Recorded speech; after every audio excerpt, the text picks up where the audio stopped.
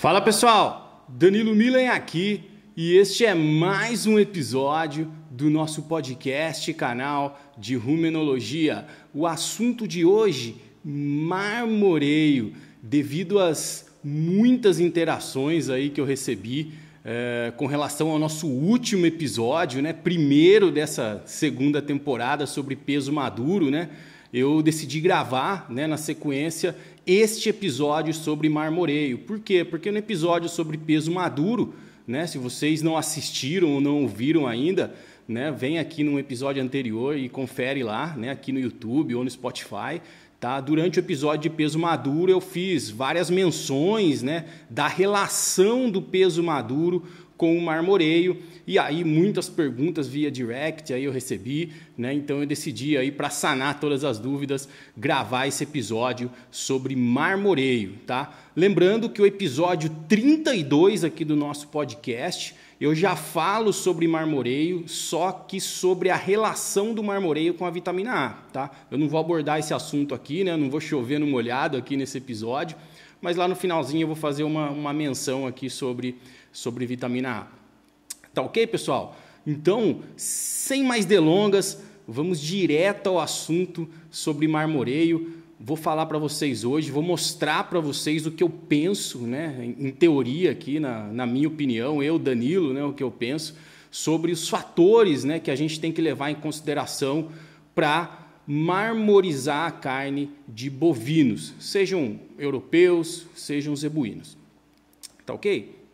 Bom, primeiro fator, o mais importante de todos, genética, né? Então, às vezes para quem está acostumado aqui me seguir, né, um nutricionista falando que o fator mais importante é genética, pois é, né? Então não tem como a gente desconsiderar a genética quando a gente fala em marmorizar uma carne, quando a gente fala em fazer uma marca de carne com alto marmoreio, né, carne premium, carne grill, como vocês queiram chamar, tá? Com animais sem animais com genética alta para marmoreio. E aí, né, eu elenco para vocês aí, né, o que a gente precisa, o que é um animal com genética de marmoreio? É o Angus? É o Wagyu? É o Nelore, né? Rapidamente vocês podem, né, levantar a mão e falar assim, não, é o Wagyu, é o Angus, né? Nelore nem pensar, né? Então, assim, vale ressaltar que todas as raças, desde que selecionadas para, e isso demora um tempo, obviamente, né? Desde que com a seleção genética adequada, todas as raças são capazes de transmitir marmoreio aí, né? Os pais, né? Transmitir marmoreio para sua prole, tá ok? Então é óbvio que animais da raça Wagyu, da raça Angus, têm sido selecionados para essa característica por muito tempo, né? E o Nelore tem sido selecionado por um período de tempo menor para essa característica. Tem programas aí que a gente sabe, né, de programas de carne que apresentam aí carnes de Nelore aí altamente marmorizadas, né? Então assim, mostrando, né, que o animal Nelore também marmoriza, desde que selecionado geneticamente para marmoreio. Tá ok, pessoal? Então, o que o peso maduro tem a ver com isso? É óbvio que, como a gente conversou no episódio anterior, animais de peso maduro menor, eles têm um maior potencial de apresentar um marmoreio num peso comercialmente viável, né? Eu comentei no vídeo de peso maduro, né? A gente pode selecionar um animal Chianina, né? Ou um animal, Marquesiana, né? Animais Belgian Blue, animais de raça grande, né? Para marmoreio, você até pode, né? Você até pode tentar desenvolver o marmoreio nessas raças, né? Só que, né, os animais lá que vão apresentar o marmoreio desejado, pode ser que eles apresentem esse marmoreio quando atingirem 1 tonelada de peso, 1.100 quilos, né? O que comercialmente hoje no mercado é inviável, tá? O mercado hoje, né, ele vai aí, em média, né, ter uma carcaça aí de em torno de 310, 320, variando muito aí, desde 300 até 340, 350 quilos, tá? O que é referente a um animal abatido, né, de 520 até 600 quilos, mais ou menos, né? Então, ou seja, a raça ou a categoria que você decidir usar num programa, né, num programa nutricional, né, ou num programa de carne para aumentar o marmoreio, ele tem que ser capaz de fornecer, né, esse marmoreio para você em animais abatidos aí nessas faixas de peso. Tá ok, pessoal? Para atender, né, obviamente, aí, obrigações comerciais, né, e para atender exigências de mercado. Tá certo?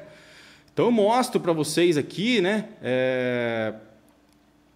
eu já mostrei isso também no vídeo anterior sobre peso maduro, né, a intensidade aí de marmoreio, né, em 3 diferentes cortes aí de contrafilé, né. Então o primeiro aí que não tem marmoreio nenhum seria, né, de uma carcaça standard, né, padrão, que não tem marmoreio, que é a maior realidade aí dentro do nosso país, né. A maior parte dos animais que são abatidos no Brasil hoje, eles são commodities, né? Então,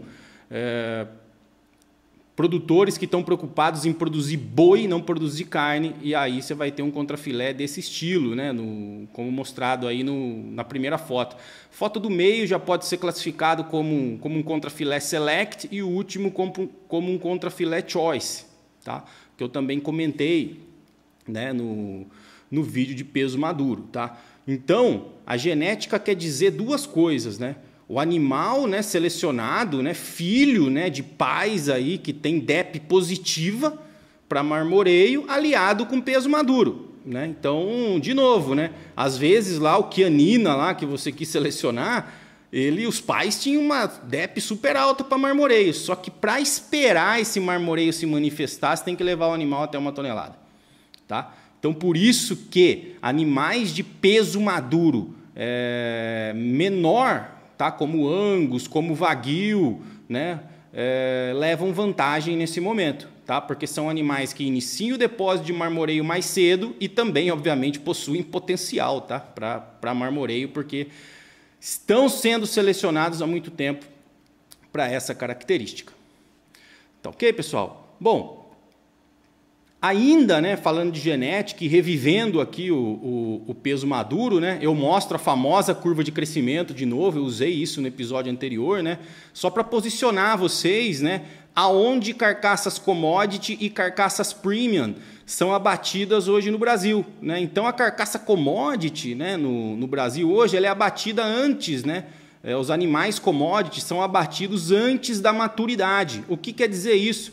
Quer dizer que eles são abatidos com um mínimo de gordura subcutânea, tá? No máximo aí o frigorífico classifica como cobertura uniforme, tá ok? Ou seja, esses animais, né, os produtores, né, que fazem carne commodity, né, que estão preocupados em produzir quantidade, não qualidade, né, eles vão colocar um mínimo de gordura subcutânea na carcaça, né, até os animais atingirem essa faixa de peso que eu mencionei anteriormente, entre 520 e 600 quilos, e vão enviar esses animais para abate, tá? Esses caras não estão preocupados com o marmoreio, até porque colocar marmoreio é mais caro. Por quê? Porque você tem que abater os animais depois da maturidade, como eu estou mostrando para vocês aí, ó, na faixa que está indicado carcaças premium, tá ok? Ou seja, além da maturidade, né, depois, né, de ter atingido o peso maduro, o animal praticamente só coloca gordura na carcaça, né? A deposição muscular ela é suprimida aí, né, em grande parte, né, depois da maturidade, e aí se intensifica a deposição de tecido adiposo. Tá ok, pessoal? Então, para facilitar, né, se a intenção for conseguir uma carne mais marmorizada, né, usar animais com menor peso maduro, tá ok? De raças, né, com menores pesos maduros, de frame size menores ou de frame size pequeno, como é o caso do Angus com o Wagyu, e obviamente que tenham sido selecionados para marmoreio. Não adianta nada também usar uma raça de peso maduro, com menor peso maduro, e ela não foi selecionada para marmoreio, também não vai adiantar. Tem que as 2 coisas estarem alinhadas. Da mesma forma, né, para tentar, por exemplo, com animais zebuínos, né, que tem um peso maduro, aí, como eu já disse, né, no episódio anterior, né, o Nelore inteiro ele tem um peso maduro de em torno de 560 quilos, tá certo? Então, esse animal, né, às vezes, para conseguir colocar mais gordura, né, e até conseguir, né, colocar o marmoreio, esse animal é castrado, né? Então, ou se trabalham com novilhas, né? Novilhas que não vão ser destinadas à reposição, né? Vão ser destinadas ao abate, né? Até porque, né, novilhas têm maior propensão a depositar marmoreio do que machos castrados, que por sua vez têm maior propensão de depositar marmoreio do que machos inteiros, né? A gente já comentou sobre isso no episódio anterior de peso maduro, em que, né, novilhas têm um peso maduro menor do que machos castrados, que por sua vez têm um peso maduro menor que machos inteiros. Ou seja, né, a preferência por novilhas e machos castrados, né, nos programas de carne, nos programas de marmoreio é evidente, porque eles possuem um peso maduro menor e um maior potencial de depositar essa gordura intramuscular, que é a gordura de marmoreio. Novamente, os pais, né, a raça, né, ou os pais desses animais, eles têm que ter uma DEP, né, uma diferença esperada na progênie positiva para marmoreio, tá ok, pessoal? Muito bom. Segundo fator que a gente tem que considerar, né, para marmorizar uma carne, né, é como as mães são tratadas, né, as vacas são tratadas no terço final, né, da gestação, e como os bezerros são tratados no início da vida.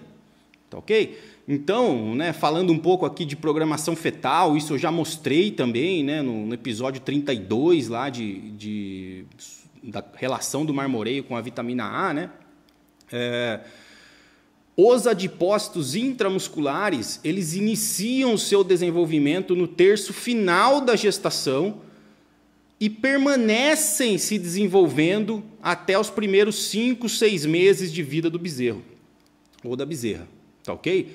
Então é nessa hora, se a gente está preocupado com o marmoreio, é nessa hora que a gente tem que se preocupar, né, em fazer uma dieta, né, de terço final da gestação, que pelo menos não iniba a proliferação desses adipócitos no final da gestação e que também não prejudique o desenvolvimento ou o contínuo desenvolvimento desses adipócitos nos primeiros 5, 6 meses de vida do bezerro ou da bezerra. Tá ok, pessoal?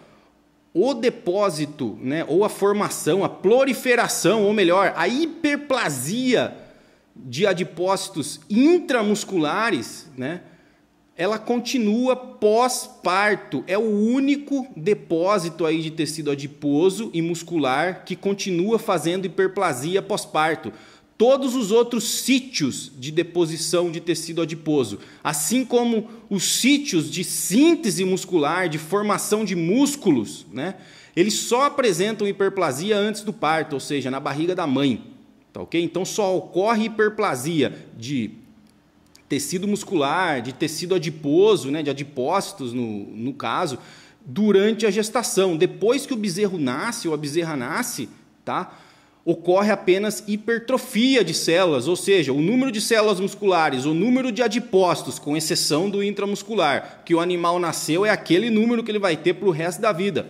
Tá ok? E aí então só resta, né, a gente fazer dietas para hipertrofiar tanto as fibras musculares quanto os adipócitos.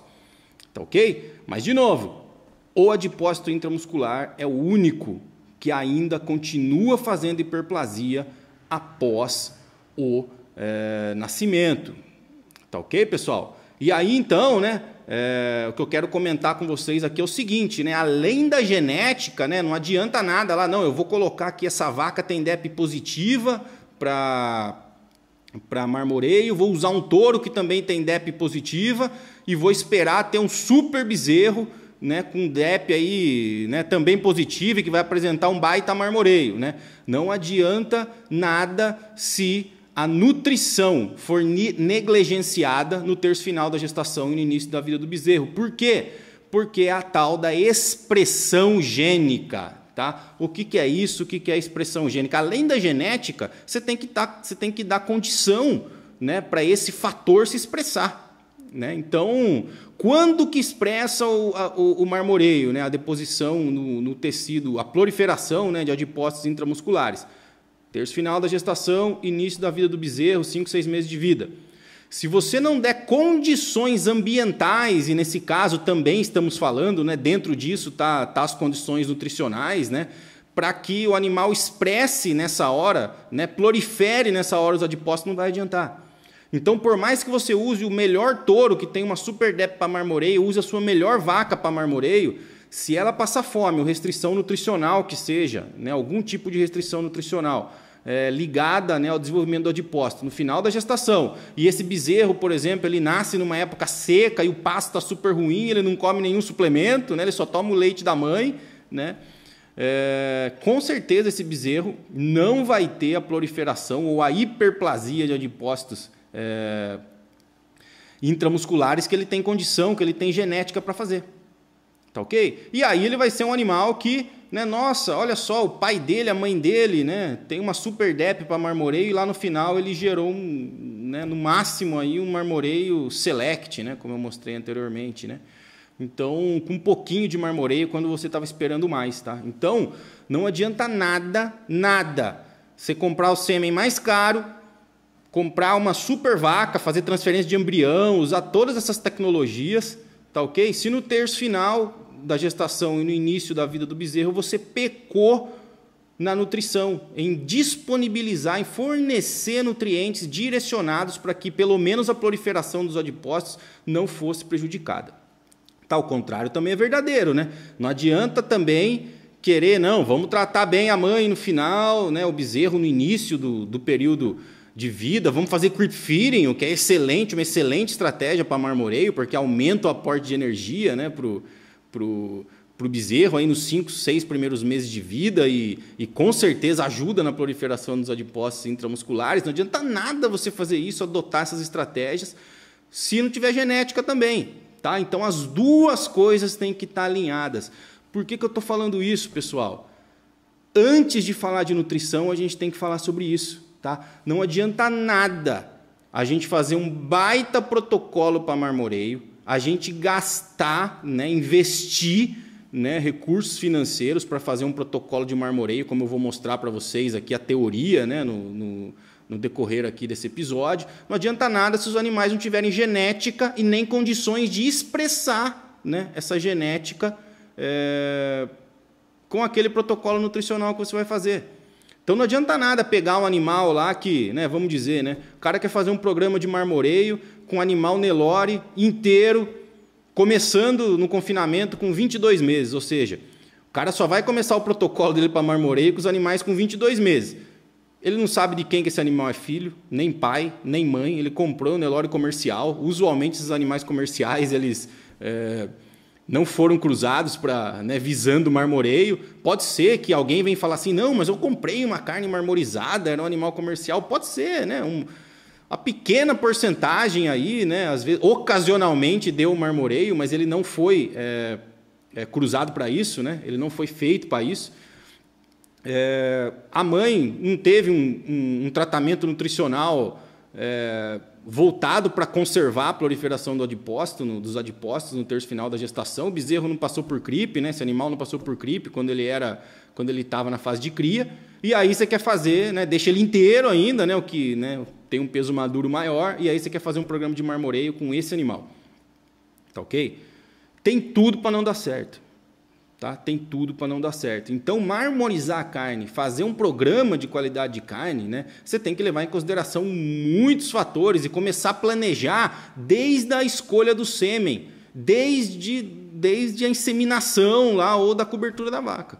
Tá? Você tem que começar a planejar desde lá de trás para você ter previsibilidade e para você ter uma grande porcentagem dos animais nascidos aí, né, desse rebanho que apresentam gordura intramuscular aí, no mínimo, né, entre aí select e choice. Tá ok, pessoal? Só depois disso, e eu coloco aqui nesse slide para vocês, né, fatores prioritários para marmoreio aí na caixinha azul, né?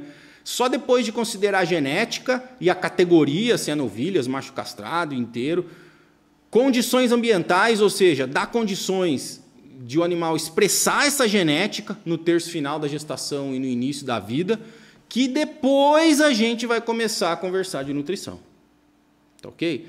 Então, garantir boa genética para marmoreio e garantir que esse marmoreio seja bem expresso na fase final da gestação e início de vida do bezerro é 80% do caminho andado. Ou seja, a nutrição vai só, né, conduzir aí, né, esse animal para o resto, né, do período de vida dele até ele ser abatido e você pegar lá o seu bife com o seu marmoreio desejado, né? Fazendo um paralelo, né? É a mesma coisa se a gente, quem gosta de Fórmula 1, né, de corrida de carro ou qualquer outra categoria, né? É a mesma coisa de você dar o melhor carro para um piloto mais ou menos, né? A gente já viu acontecer isso em várias temporadas, né? O campeão da temporada, ele não é o melhor piloto, mas ele foi campeão porque tem o melhor carro, tá certo? O que isso quer dizer aqui para a nossa conversa, né? Quer dizer que se você garantir genética e expressão gênica, né? Como eu já disse, 80% do caminho já está andado, né? A nutrição vai dar só um plus no negócio, né? Vai dar só um a mais, né? Talvez seja a nutrição que vai levar um animal que já seria select para choice, e aquele que é choice vai ser prime, tá ok? Então pessoal, considerando, né, os dois primeiros fatores de genética e expressão gênica, né, você já está praticamente com 80% do caminho andado. E essa é uma das explicações, né, pelas quais animais em pasto, né, eu tenho aqui um animal em pasto, tal, e tem um super marmoreio, né? Óbvio que esse animal, né, teve direcionamento, né, de acasalamento, né, entre pai e mãe, né, para marmoreio. É óbvio que essa fazenda que produz esses animais tem uma atenção super especial com o final da gestação, faz cripe nos bezerros, né, na fase de cria, tá certo? E aí, esses animais, apesar de estarem no pasto, ainda apresentam marmoreio. Por quê? Porque é muito mais importante a genética, a expressão gênica, do que a nutrição em si, né? Depois nas fases de recria e engorda, tá? Então, o foco principal para um programa de marmoreio é gestação, principalmente terço final, e cria, tá? São esses dois grandes gargalos. Se errar ali, não vai consertar com nutrição na recria e na engorda. Tá ok, pessoal? Mesma coisa, né? Voltando ao exemplo da Fórmula 1, né? Também não adianta pegar o melhor piloto e dar um carro ruim para ele, né? Ou seja, puta, você tem o melhor cara ali, como já aconteceu em várias temporadas também, o melhor piloto não era o campeão, né? O cara ganhava uma corrida ou outra ali, mas ele não era o campeão, tá? Que é mais ou menos não dar condição genética, nem condição do animal expressar essa genética, e aí você usa uma super dieta, a melhor dieta de marmoreio, com um montão de tecnologia, e não acontece nada. Tá ok, pessoal? Ótimo, então. Assumindo, vamos lá. Assumindo que meus animais têm genética, eu dei condições totais no final da gestação e no início da vida do animal para ele expressar, né, esse marmoreio, o que eu posso fazer então via nutrição? Muito bem, então eu coloco aqui para vocês, né, espero que vocês não estejam assistindo na hora do almoço, né, esse episódio, porque tem um contrafilé aí super marmorizado, na verdade, um filé de costela aí, né, um ancho super marmorizado. Eu estou mostrando para vocês o seguinte, né, como aumentar o marmoreio via nutrição. A base de tudo, né, é o propionato ruminal, tá? A gente aprendeu, né, a gente aprende aí na disciplina de nutrição de ruminantes, né, que o acetato é o precursor da gordura, tá? Isso é verdade, né, quando a gente fala da gordura do leite, quando a gente fala da gordura da carcaça, mas como o marmoreio é particular, né, e, né, também é particular aí por continuar fazendo hiperplasia pós-parto, né, então ele já tem uma peculiaridade, aí, um diferencial em relação aos outros sítios, né, de deposição de gordura, né? O marmoreio é depositado, quem mais influencia no marmoreio é a glicose e não o acetato em si. Tá ok, pessoal? E aqui eu trago para vocês, né, um trabalho bem antigo, né, feito na década de 80, né, que desvendou, né, esse mistério, né, mostrando aí para vocês, né, a influência do acetato, do lactato e da glicose na deposição tanto do tecido intramuscular quanto do subcutâneo, né? Aí no subcutâneo, que são as barras em preto, né, a gente vê que o acetato, né, ele tem muito mais influência sobre a deposição de tecido subcutâneo, né, a gordurinha da picanha, a gordurinha de cima ali do contrafilé, do que a glicose. Você vê que a glicose não tem nada quase, né, de influência, né, no tecido subcutâneo. Em contrapartida, para a deposição de tecido intramuscular, o marmoreio, marcado em um cinzinha claro aí, vocês estão vendo que a glicose ela tem muito mais influência do que o acetato. Tá? Então, a gente vê que, né, para marmorizar a carne via nutrição tem que ter sobra de glicose. No entanto, todavia, é bom a gente lembrar, todo ruminante, assim como o bovino, ele é considerado um animal neoglicogênico, ou seja, ele obtém glicose a partir de substratos não glicídicos ou não carboidrato. Tá ok? O que quer dizer isso? Quer dizer que glicose livre na circulação é luxo. Tá ok? É luxo.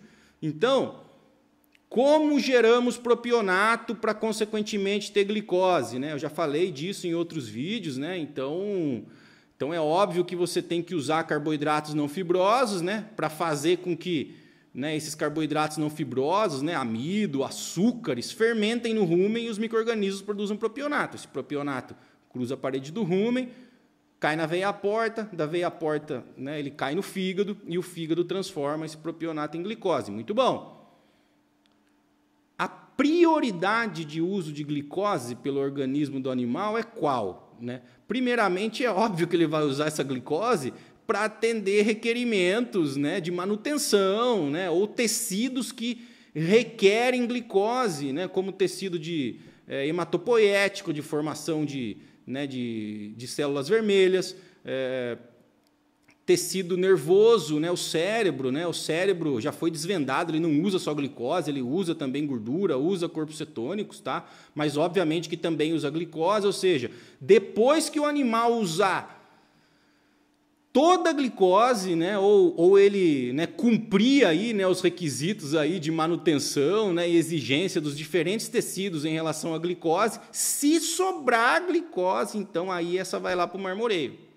Então, vocês estão entendendo onde eu quero chegar. Por que com uma dieta que é fornecida a animais de programas de carne ou programas de carne diferenciada ou premium tem uma super concentração de energia? Exatamente porque tem que sobrar glicose, pessoal. Tá ok? Se não sobrar glicose, não tem como, né, você aumentar, né, como eu estou mostrando nesse slide aqui para vocês, né, a deposição de tecido intramuscular. Mesmo o animal tendo genética, mesmo esse animal tendo tido, mesmo que esse animal tenha tido condições, né, terço final de gestação, início da vida, de expressar, né, de proliferar adipócito intramuscular. Tá? Então, para encher esses adipócitos, para fazer hipertrofia agora, lá na recria, na engorda, é preciso sobrar a glicose. Então, por isso que a gente faz uma dieta super alta, né, em energia, né, principalmente de amido, tá ok? Principalmente de amido, porque a gente sabe que vai aumentar a produção de propionato no rumen, tá? E esse propionato vai se transformar em glicose no fígado, e aí então eu vou jogar um aporte maior de glicose para o sangue desse animal. Se esse total de glicose for suficiente para atender tudo que o animal precisa ali em termos de manutenção dos tecidos e ainda sobrar para o marmoreio, ótimo, atingir meu objetivo, é isso que eu quero. Legal? Então aqui eu estou mostrando para vocês, né, uma via bioquímica que eu gosto muito, apresentei isso aqui já em diversos episódios, tá? Então lá, carboidratos não fibrosos, como amido, açúcares, frutosanas, tá certo? Eles vão cair lá dentro do rumen, eles vão ser degradados primeiro, né, vão ser quebrados, né, o amido todos vão ser quebrados, aí amido, açúcar, frutosana, vai ser quebrado até glicose, fosforila na via oxidativa, né, uma glicose vira 2 piruvatos, tá ok? E aí tem duas vias lá dentro do rumen de produção de propionato. Uma via marcada em azul, que usualmente é a via utilizada para animais em pasto, né, alimentados com alta forragem, né, e essa via é bem utilizada para animais que consomem aí até no semi-confinamento, aí, mais ou menos 1% do peso vivo de suplemento, né, de concentrado. Eles usam essa via azul, né? ou animais de confinamento alimentados com alto grão utilizam a via vermelha aí, mas no final das contas ambas as vias chegam no mesmo lugar, né? Elas dão propionato. Qual que é a diferença das duas, né? Depois eu posso gravar um novo episódio aqui para falar, né, de o que leva uma via e o que leva a outra, tá?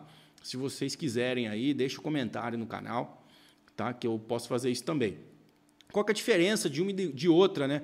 Na via vermelha, se vocês estão olhando, né, ele tem um lactato ali no intermediário, né, entre as duas flechas ali, né? Tem um lactato ali circulado, né? Bem do lado ali da caixinha animais alimentados com alto grão, tá? Ou seja, nessa via tem lactato, na outra via em azul não tem lactato, ou seja, seria uma via mais segura, tá ok? Por isso que dietas, né, quando a gente, como eu já disse, né, quer marmorizar?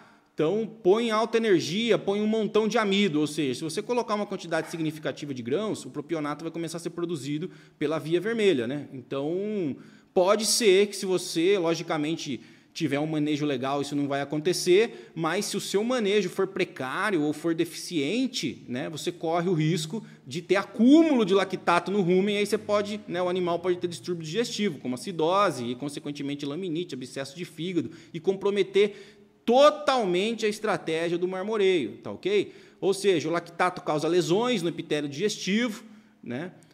Tanto do rumen quanto do seco, né? Lá no intestino grosso, tá certo? Isso dispara marcadores inflamatórios, né? Animal inflamado tem alta presença de ROS, né? O Reactive Oxygen Species, né? Que estão relacionados aí ao estresse oxidativo, né? E animais que têm alto estresse oxidativo devido à inflamação, né? Eles têm inibição, tá? Da formação, do direcionamento, na verdade, né? Da formação de gordura lá no tecido intramuscular.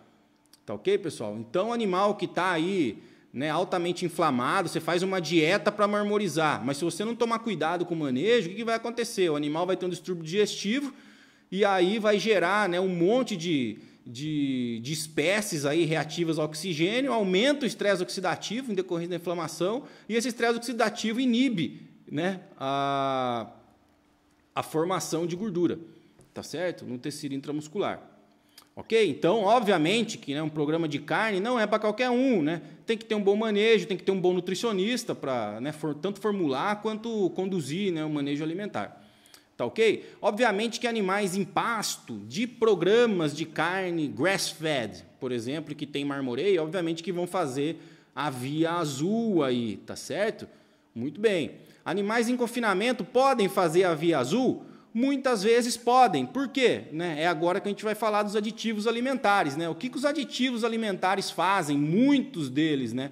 Eles inibem a ida do piruvato a lactato ali no caminho vermelho, tá? Então a gente conhece aí, né, os ionóforos, né? Tem antibióticos também, né? Tem alguns outros aditivos que eles inibem a passagem aí do piruvato para lactato. E aí a rota vermelha, né, a rota do lactato, né, que na verdade bioquimicamente chama rota do acrilato, tá? Ela é inibida. E aí a microbiota que faz propionato só tem um caminho a seguir, é o caminho azul, tá ok? Então, se você manipular a fermentação ruminal, você pode ter formação de propionato no rumen com uma dieta de alto grão feito pela rota azul, tá certo? Que é a mesma rota de animais que fazem propionato aí em pasto.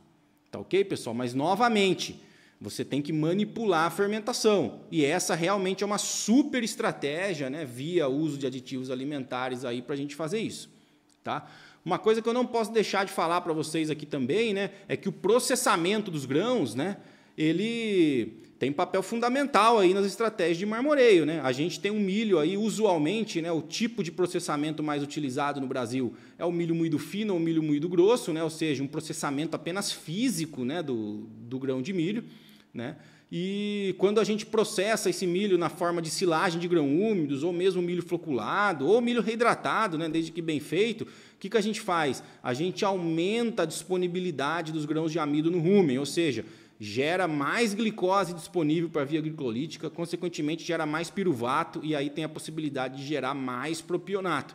Então, programas de carne, olha só a teoria que eu estou traçando com vocês, né?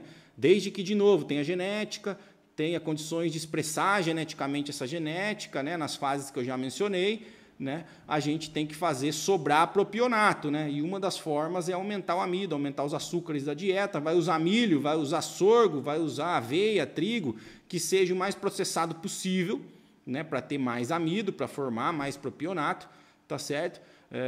Para conseguir ter sobra de propionato. Obviamente que vai acidificar mais o rumen, de novo, tem que ter acompanhamento técnico, né, para evitar que isso aconteça, né, e o uso dos aditivos aí, né, atrelado aí a esse processamento de grãos, pode ajudar aí desviar, né, a rota, né, de produção de propionato sem passar pela produção de lactato, como eu já disse. Ok, pessoal? Aí muitos também perguntam sobre a pectina, né, da polpa cítrica, da casca de soja, né? Muitos perguntam sobre a pectina, se é legal, né, colocar pectina, né, esses produtos, coprodutos fibrosos, né, em programa de carne, né, para marmoreio. Eu não recomendo. Por quê? Porque a pectina, usualmente, ela entra no lugar do amido, né? Ou seja, a polpa cítrica entra no lugar do milho, ou a casca de soja entra no lugar do milho, tá? E esses dois produtos, né, ou a pectina em geral, ela forma acetato no rumen, ela não forma propionato. Então você vai estar substituindo um produto à base de amido por um outro à base de pectina, ou seja, você está tirando, né, na verdade você está diminuindo, né, vai estar diminuindo a produção de propionato para aumentar de acetato, ou seja, você vai estar diminuindo a produção de marmoreio para aumentar a produção de gordura subcutânea ou intermuscular ou visceral. Tá bom, pessoal? Muito bom. Bom, ainda aqui nesse slide, olha quanta coisa, né, a gente pode falar aqui, né?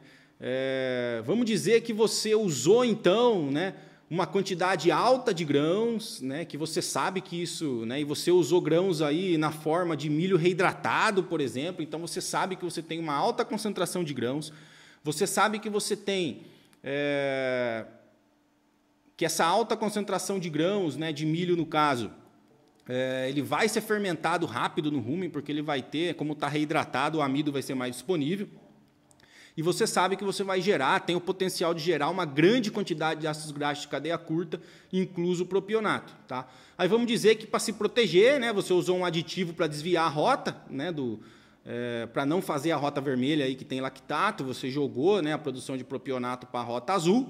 Tá? Isso é o típico que acontece, né, no sistema aí de produção de carne de qualidade, nos confinamentos em geral no país, tá? E aí você está fazendo essa rota azul agora, né? O rumen do animal está fazendo essa rota azul. Como otimizar então a rota azul? Né? Então a gente tem algumas coisas aí que a gente pode usar aí de minerais, por exemplo, para otimizar essa rota azul. 2 minerais legais que eu vou falar aqui, né, são o enxofre e o cobalto. Por quê, né? O enxofre ele faz parte, né, tanto do succinato quanto do succinil-CoA, né, que são intermediários aí dessa rota bioquímica azul, né? Tá certo? Ou seja, o enxofre é necessário, né, não só para fazer o succinato, o succinil-CoA, né, mas eu acho que vocês já ouviram falar muito desse enxofre, né, que é para fazer aminoácido sulfurado, né, pessoal? Cistina, cisteína e metionina, né? Então, aonde? Vocês só escutam isso, né? Às vezes, não, tem que colocar enxofre na estratégia por causa dos aminoácidos sulfurados.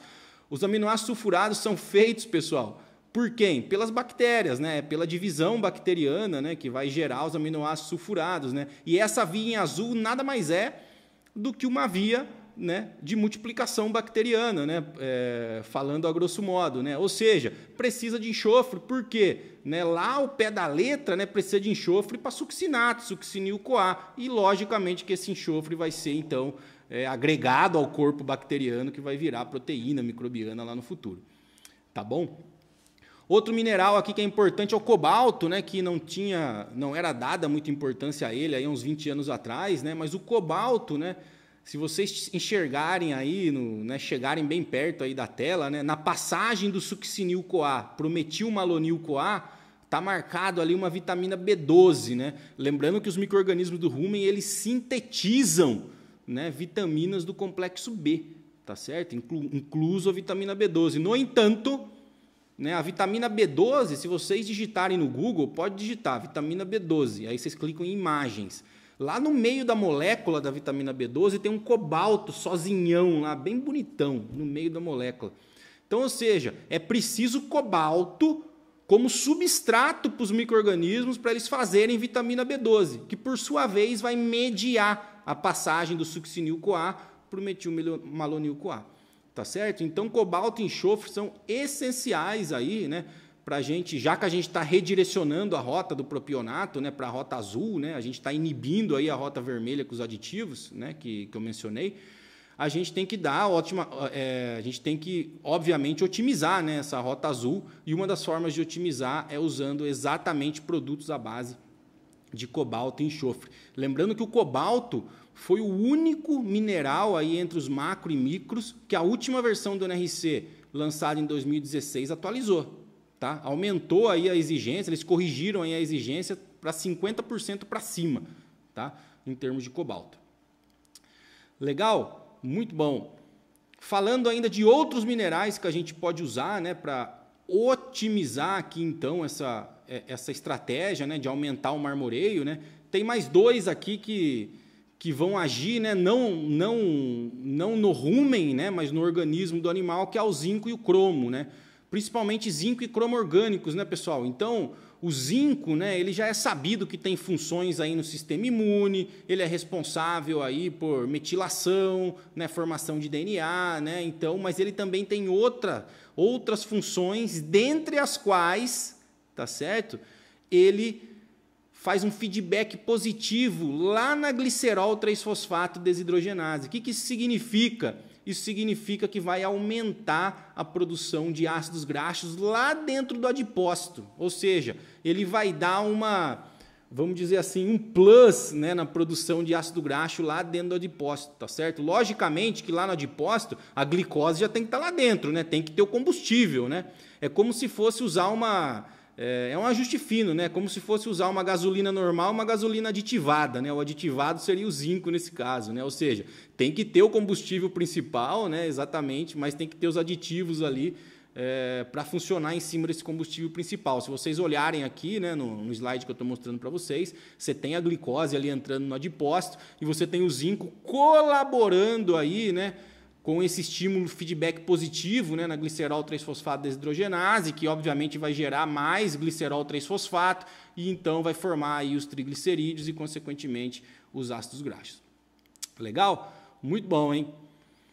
Mas isso é ajuste fino, tá? O cromo também, como eu estou mostrando aí, o que o cromo faz, né? O cromo ele não está na NRC ainda, tá? Provavelmente ele vai chegar aí em novas versões, tá? Tem muito trabalho com cromo.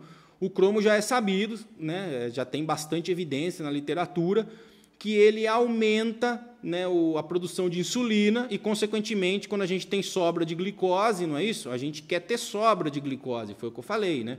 Para marmorizar a carne tem que ter sobra de glicose. E já que está tendo sobra de glicose, o cromo ele dá de novo, um plus aí na produção de insulina pelo pâncreas, né? E aí essa insulina, obviamente, vai ser utilizada para ajudar, né, ou facilitar, na verdade, a entrada de glicose dentro do adipócito. Tá ok, pessoal? Estou mostrando aqui para vocês. Muito legal. Continuando. Meu Deus, Danilo, tem mais coisas que a gente pode fazer para aumentar o marmoreio. Olha quanta coisa eu estou falando para vocês que a gente pode fazer para aumentar o marmoreio só via nutrição, né? Uma outra coisa, né? Vou falar aqui, tem mais duas coisinhas, né? Para gente conversar, né?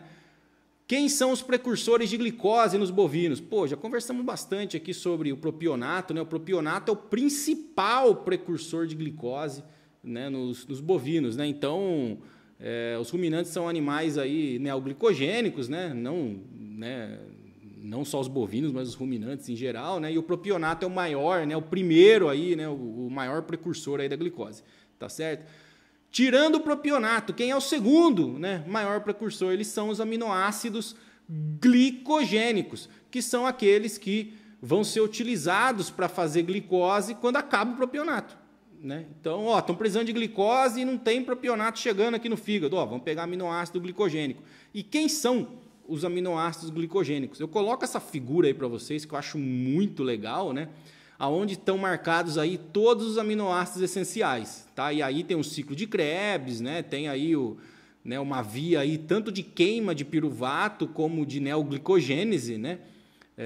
Mostrando que somente a lisina e a leucina, dentre os aminoácidos essenciais, que não são glicogênicos. Os outros, todos podem ser usados para fazer glicose. Todos podem chegar lá no fígado e sofrer um processo de neoglicogênese e serem transformados na glicose que o animal precisa.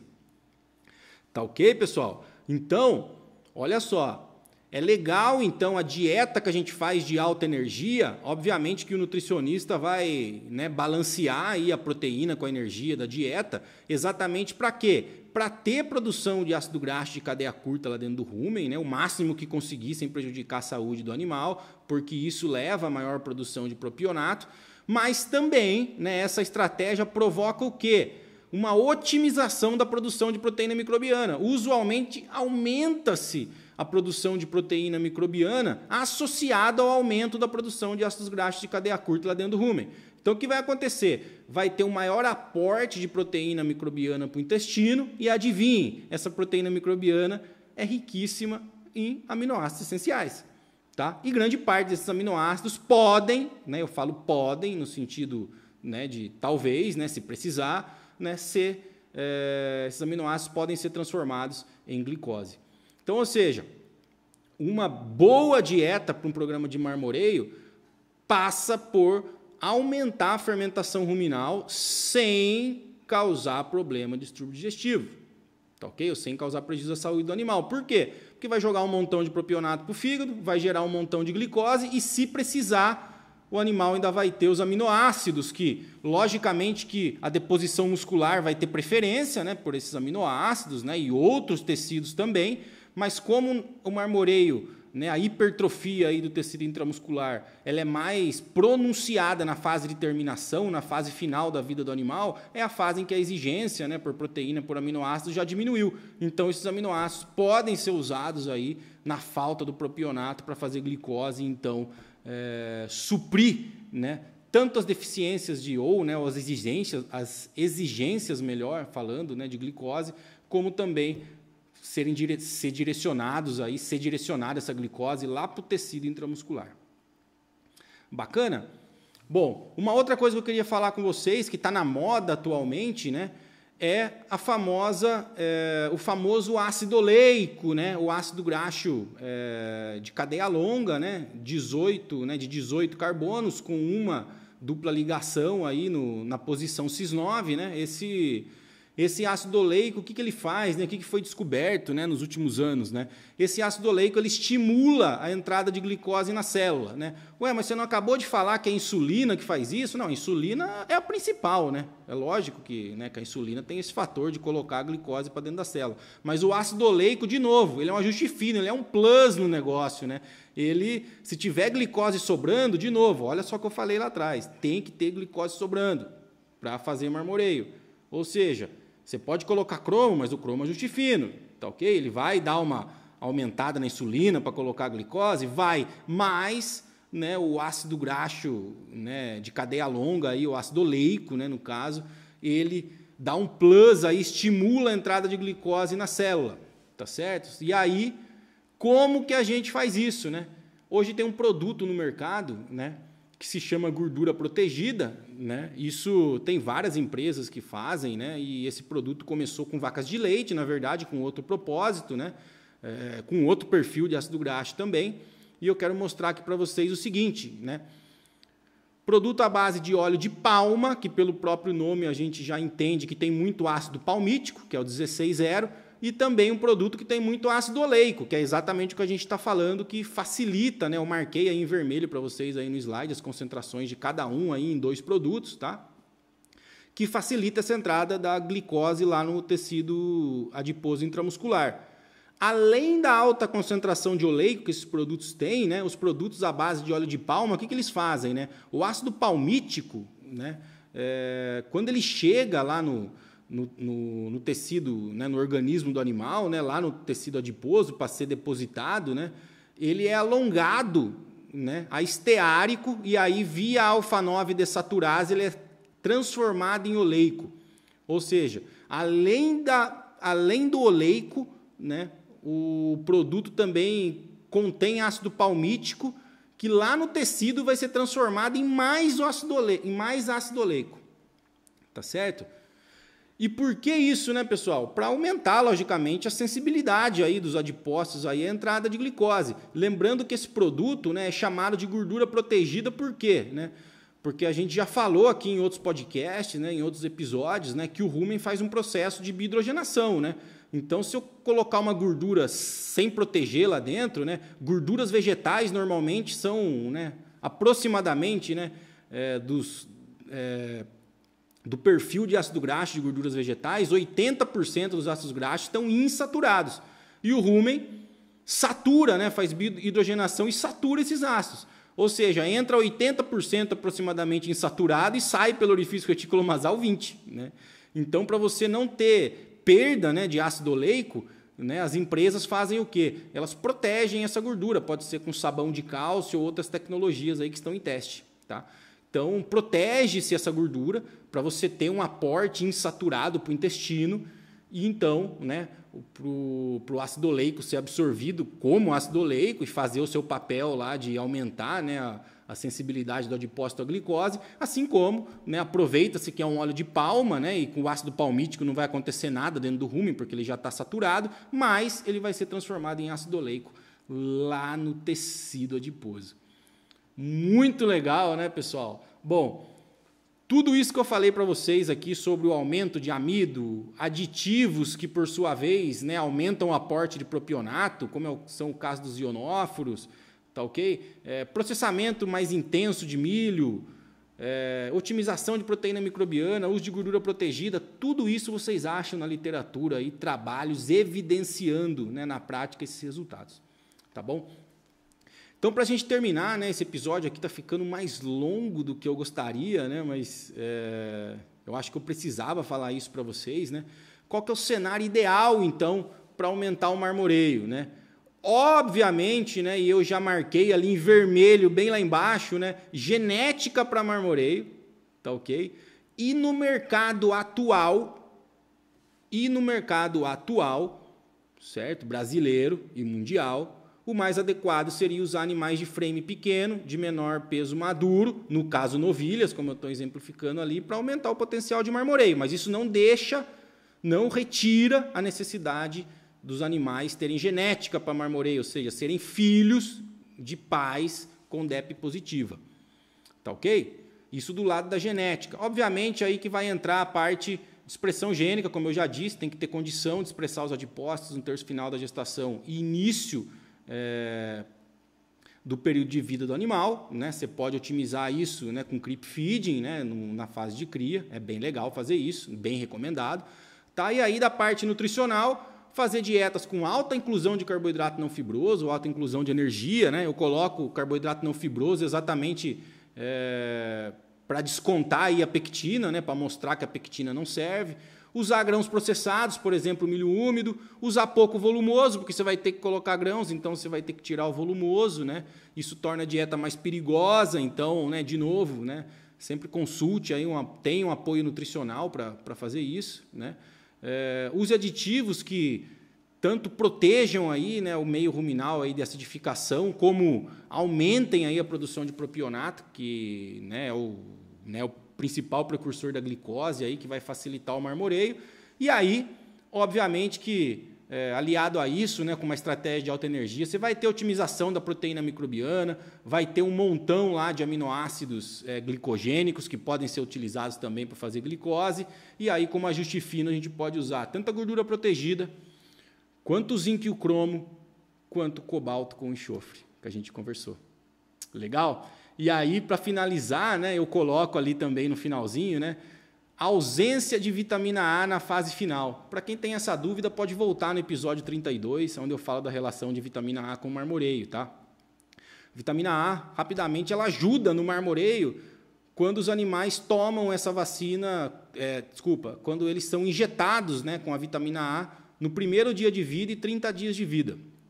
Tá ok? Aí a vitamina A tem um benefício aí no marmoreio lá na frente, tá? Mas na fase final, depois que o animal já está fazendo apenas hipertrofia aí de tecido intramuscular, a vitamina A atrapalha no marmoreio.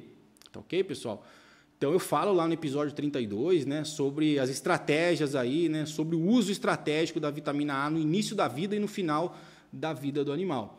Tá? Então, o cenário ideal seria aplicar a vitamina A quando o animal nasce, né, e 30 dias depois, e aí, nos últimos 6 meses, aí, retirar a vitamina A da dieta. Tá bom? Espero que vocês tenham gostado desse episódio. Episódio, né, ficou um pouco mais longo do que eu gostaria, mas altamente técnico. Eu acho que ele vai servir aí de base para a gente conversar de diversos assuntos nessa segunda temporada do nosso podcast e canal de rumenologia. Mais uma vez, indica esse podcast para os seus amigos, para sua família, para seus colegas de trabalho, que só assim a gente vai conseguir atrair mais apaixonados do rumen aqui para o nosso canal. Se você tem sugestões de celebridades do rumen para que eu possa entrevistar ou simplesmente de temas aqui que ainda a gente não conversou, deixa sua mensagem aqui na seção de comentários do canal do YouTube. É sempre um prazer falar com vocês. Espero que fiquem bem, bons estudos e um abraço.